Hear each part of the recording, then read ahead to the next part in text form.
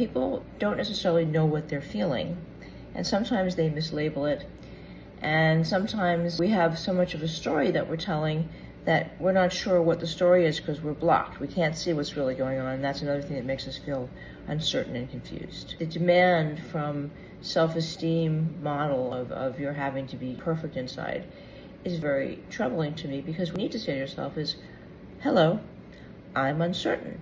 I don't know how I feel about something.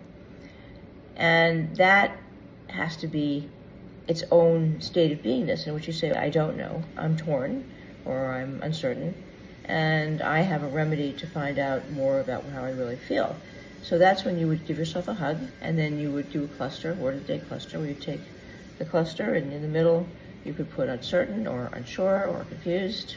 And then you just tune in and you allow yourself to receive images, and you'll get images that will make it clear what is really going on with you. And your creative unconscious will help you, and then when you write your little story, you will get a big understanding, because you're getting help from yourself, as opposed to some self-esteem model where your performance is being judged. A good example of this was years ago when I first began doing the method. When I would get upset, I would call myself, I'd get tearful. I'd be on the edge of tears. And I'm not really a crying sort of person. And so I said to myself, I said, Marilyn, what's really going on? Is this really, I'm not sure what I'm feeling. I'm feeling teary, but I'm not feeling weak or whatever. So I did a word of the day cluster, and what came out were these words of just anger, rage, fury. I hate you. You've done me wrong. You betrayed me. I'll never forgive you. And this cluster was supposed to be about feeling sad and weepy. I was like, wow, what does that mean?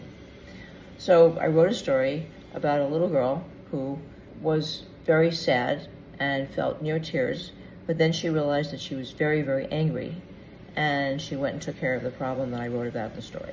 So ever since then, whenever I get into that teary state where I go, Marilyn, who are you mad at? And I'll do a cluster, and in 5 minutes I figured out exactly what's going on, and somewhere my boundaries have been violated and blah, blah, blah. But a lot of this stuff we don't know consciously, because we have a big biological imperative to overlook things so that we don't have to change, because that's what we hate the most, is changing. Right? So that's why someone who is in a bad relationship will say, oh, he or she's not that bad. They are, but you're trying to maintain what you already have because it's familiar. So if you find this intriguing, join me on social media, maybe read my new book, Bad Girl Pie, and I hope to see you on the next video.